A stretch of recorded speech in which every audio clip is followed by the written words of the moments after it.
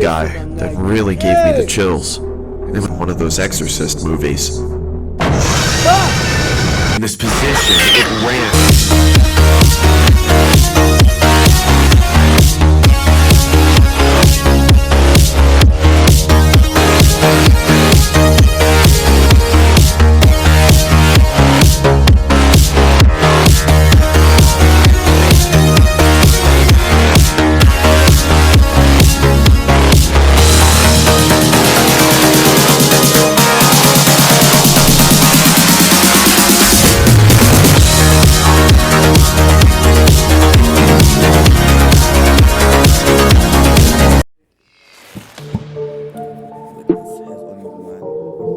Oh, we're live. What's up, guys? It's Kevin Key Oloki Dinenkel. And it's been long. I know it's been like 3 months. You guys are gonna be asking where I've been, guys. I've been busy. I even forgot that I had a YouTube channel. Today, we are all alone today, and we are reacting to the most scariest YouTube videos that you ever seen. So, guys, listen. Disclaimer: if you know you sleep alone, if it's night at your kids, if you are under the age of 13, if you are home alone, if you know you're a scary cat, My friend, listen to me. Do not watch. you've been warned. Because I've watched this stuff.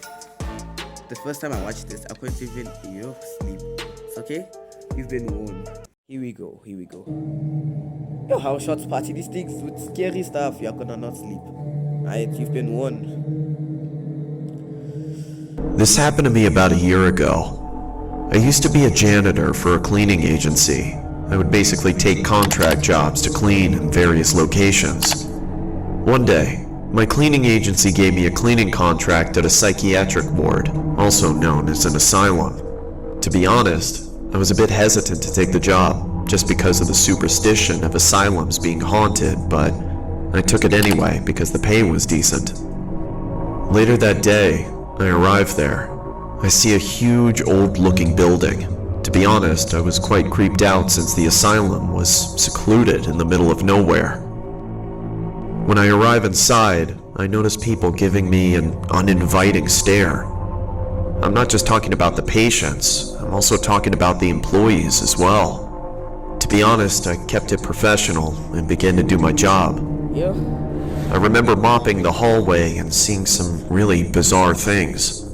I saw some creepy looking patients that had a disturbing look to them. I don't know, they just looked like the kind of people you would see in one of those Exorcist movies.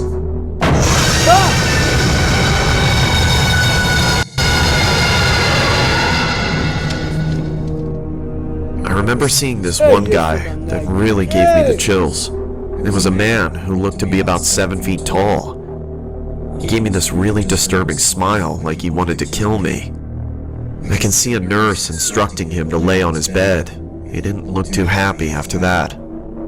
I also remember seeing a swimming class taking place. Well, not exactly a swimming class, just a bunch of patients in a swimming pool. They were all holding an exercise ball and mimicking the actions of the instructor. I personally found it unsettling, to say the least. When it was around the end of my shift, I was getting ready to head home. I noticed all the patients' doors were closed, except for one room. I could see someone laying on the floor with their legs halfway across the door. It was a bit alarming for one to be laying on the floor like that. I then saw the person getting yanked into the room. That honestly startled the crap out of me. I then noticed a puddle of blood spilling out from the room and onto the hallway. I decided to approach the room and see what the hell was going on. As I peeked inside the room, I saw one of the most disturbing things ever. It was the tall man I saw earlier. He was biting the hell out of one of the nurse's neck. You can see the nurse's eyes gouged out with blood pouring everywhere. I carefully made sure to not scream or make a sound. I got the hell out of there and immediately started driving off. I even called the cops while driving. To this day, I'm still traumatized by what I saw that night. I'm not sure exactly what happened to the tall man, but he still gives me the chills just thinking about him.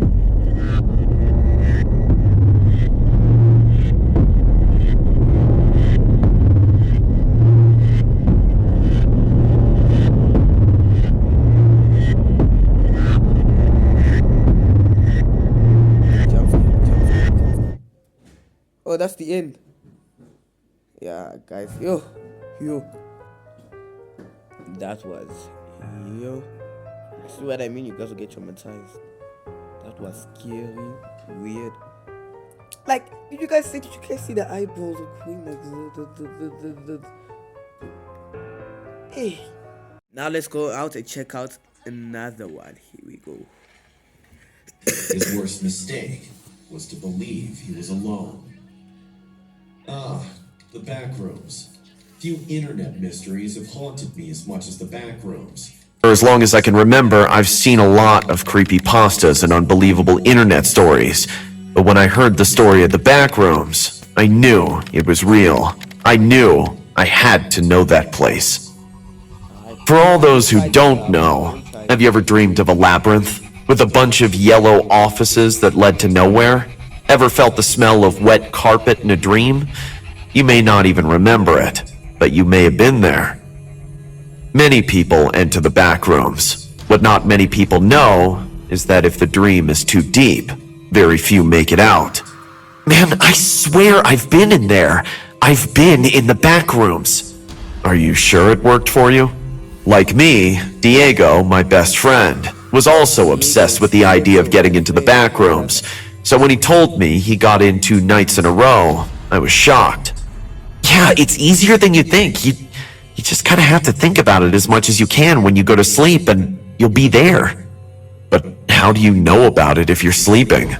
Easy. You just have to have sleep paralysis. When you have sleep paralysis, you're half asleep and half awake so you can think more rationally. I don't know, man. Isn't it dangerous? Paralysis makes dreams much deeper. Well, look at me. I'm here and nothing has happened. I guess you're right. I admit that when I tried to have a sleep paralysis that night, I was terrified. But that wasn't going to stop me from meeting the back rooms. I did everything I could to make it happen. I ate a lot and went to bed quickly, leaving the TV on at high volume. At bedtime, I followed every step Diego had given me, and after just the first try, I was in the back rooms. I knew I was dreaming, but at the same time, I felt the smell of wet carpet. I felt cold, scared, and excited. It was as if I was awake, as if I'd been transported to another world. Without fear, I walked the labyrinth of the back rooms. Everything was like in the legend. The walls were all the same. There was an aura of eternal disorientation, and my only companions were the lockers and the dead ends that occupied almost the entire maze. Was I at the beginning of the labyrinth? Was I about to leave? I began to panic. This was no longer fun. I wanted to go back home. I ran desperately through the labyrinth. Maybe I could find the exit by chance. Seconds, minutes, and hours passed, and nothing. I fell to the floor in tears, and at my worst moment, a cat approached me. Hey, cutie, what are you doing here? Oh, honey, I asked for this, but I don't think you tried to come in here. We'll find our way out together, won't we?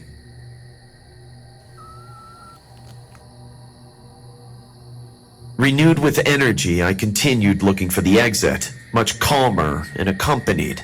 A few minutes later, I arrived at another dead end, but with a particularity. There was a girl with her back turned at the end of it. Surely she was another lost person, so I approached her. Hey, do you need help? In response to my call, the girl turned around. At that moment, I realized that I was the one who needed help. The girl had no face, just a huge hole surrounded by teeth in a circular shape. It was as if her face was a mouth. I grabbed the cat and walked backward, slowly and carefully. The girl dropped her back to the ground, and before falling to the floor, she put her hands on the ground and stood on all fours, as if she was a kind of spider.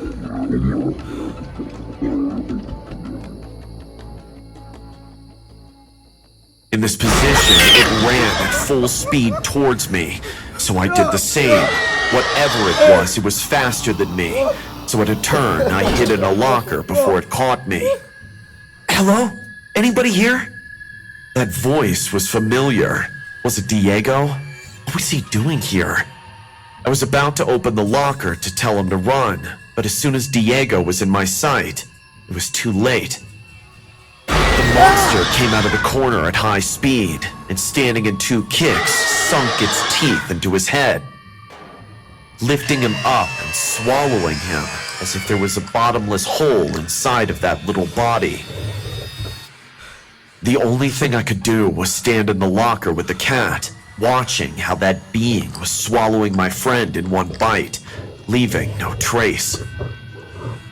To my terror, it wasn't over there. The monster walked in my direction. I felt the sweat pouring down my forehead, over my body and my head, until I realized that something was wrong. That wasn't sweat. I looked at my hands and arms. They were full of cockroaches. My whole body was full of cockroaches. I felt them walking all over my face. There were more and more. I looked down, and to my surprise, the cat had its mouth open. The cockroaches were coming out of it. At the time, I could see how horrible red eyes were watching me from inside the animal's mouth. That was not a cat. It was just disguised as one. I wanted to scream, cry, and run desperately. I wanted to throw that horrible being out of my hands, but I couldn't. I looked up, and behind the locker, the monster was still there, standing against the locker, inspecting if anyone was nearby. I closed my eyes in tears and just prayed that everything would pass as quickly as possible. The behavior of the cockroaches had changed. They were no longer moving erratically. They were trying to get into my mouth, my nose, and my eyes. They were all over my face.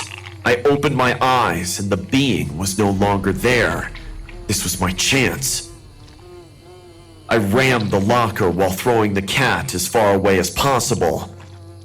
I crawled across the floor, pulling some cockroaches out of my face and spitting out the ones that had gotten to my mouth. Ew. When I opened my eyes, I forgot about the cockroaches. Behind the curve, the monster from before was waiting for me. He had set a trap for me. My first reaction was to run as fast as I could while the creature, on all fours, ran after me, getting closer and closer. As it was about to catch up with me, I saw a red door in front of me, and I entered before it caught me with its huge mouth.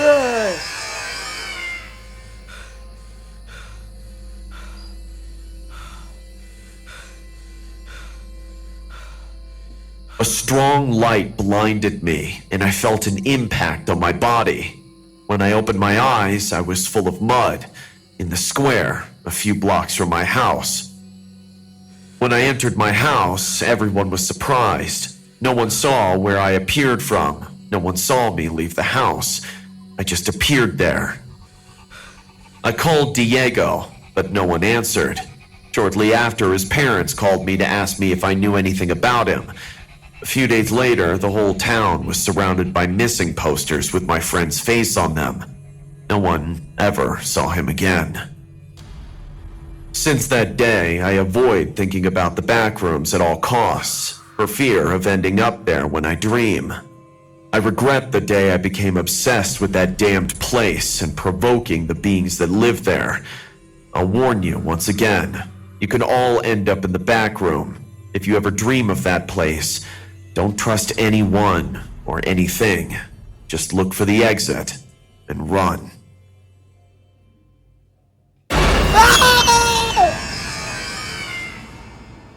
Now this is, I don't know how many. Oh! When I woke Okay. up, Scale 1. This stage reached me to the peak. Scale 10. I got scale. Anyways, thank you so much for watching this video. If you guys like it, please subscribe. If you guys reached to this end, you are legend. I don't know, this is the third time I screamed like a banshee. quick. Like, yo, these ones are scary, guys. If you guys did not heed my warning and you watched here, do not play.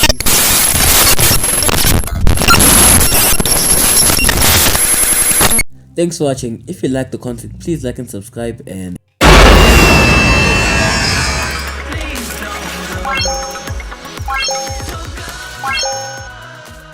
Another one. Here we go. My last time babysitting.